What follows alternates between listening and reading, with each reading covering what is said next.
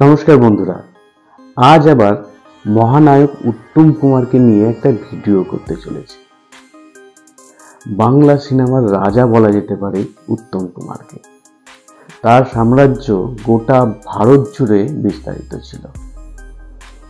1926 সালে 23 সেপ্টেম্বর উত্তম কুমার জন্মগ্রহণ করেছিলেন।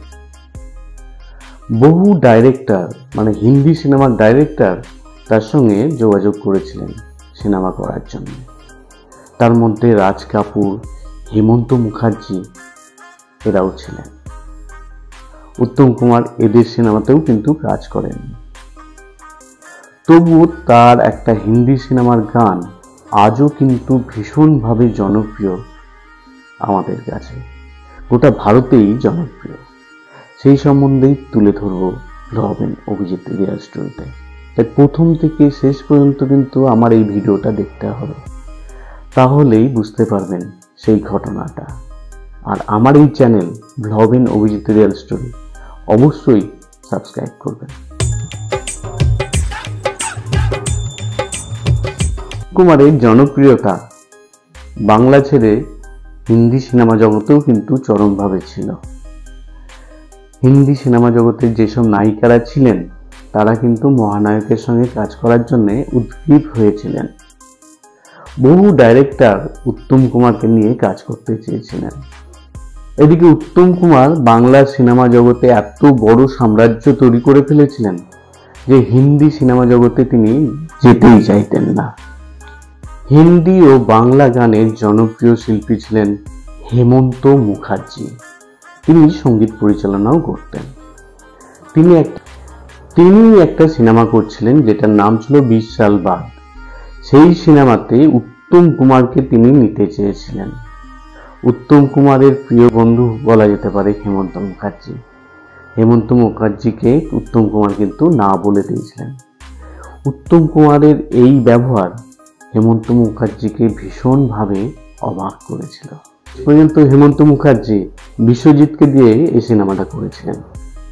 হিন্দি সিনেমার শোম্যান রাজ কাপুর, যার একটা সিনেমার নাম হলো জাগতে রাহো। সেই জাগতে রাহো সিনেমাটা ভীষণভাবে কিন্তু হিট করেছিল। জাগতে রাহো সিনেমাটাকে বাংলাতেও তিনি করতে চেয়েছিলেন। উত্তম কুমারকে এই সিনেমাতে নিতে চেয়েছিলেন রাজ কাপুর, কিন্তু উত্তম কুমার এই সিনেমাতেও কাজ করতে রাজি হননি। রাজ কাপুরের অফারটা তিনি ফিরিয়ে দিয়েছিলেন। 60-এর দশকের শুরুতে রাজ কাপুরের একটা সিনেমা মুক্তি পেয়েছিল। সিনেমাটার নাম ছিল সঙ্গম। সিনেমাটা কিন্তু চরম হিট করেছিল। রাজ কাপুর আর রাজেন্দ্র কুমার অভিনয় করেছিলেন। রাজেন্দ্র কুমারের জায়গায় উত্তম কুমারকে ভেবেছিলেন রাজ কাপুর, অফারও দিয়েছিলেন। কোনো অজানা কারণে উত্তম কুমার কিন্তু এই সিনেমাতেও কাজ করেননি। 1967 সাল উত্তম কুমার হিন্দি সিনেমাতে ডেবিউ করেন। সিনেমাটার নাম ছিল ছোটি সি মুলাকাত, যেখানে নায়িকা হিসেবে কাজ করেছিলেন বৈজয়ন্তী মালা। এই সিনেমাতে মোহাম্মদ রফির সুন্দর সুন্দর কিন্তু গান আমরা শুনতে পাই। ছোটি সি মুলাকাত প্যার বন গই। হিন্দি সিনেমাতে মহানায়ক উত্তম কুমার জনপ্রিয়তা পান অমানুষ সিনেমাতে। এই অমানুষ সিনেমাটা পরিচালনা করেছিলেন শক্তি সামন্ত, সঙ্গীত পরিচালনা করেছিলেন শ্যামল মিত্র, আর নায়িকা হিসেবে কাজ করেছিলেন শর্মিলা ঠাকুর। এই সিনেমাতে একটা গান ছিল, যেই গানটা আজও মানুষ কিন্তু গাইতে ভালোবাসে।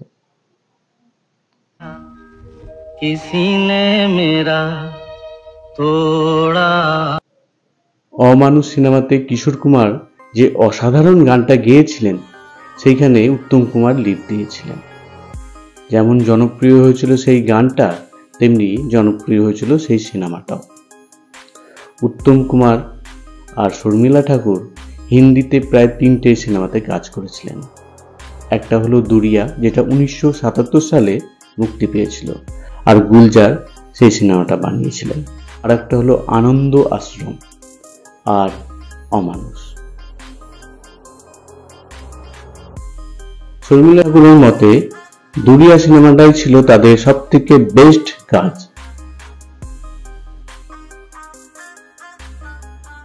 উত্তম কুমারের মৃত্যুর পরেও একটা সিনেমা মুক্তি পেয়েছিল। সিনেমাটার নাম ছিল প্লট নাম্বার 5, যেখানে একজন খুনির ভূমিকায় অভিনয় করেছিলেন উত্তম কুমার।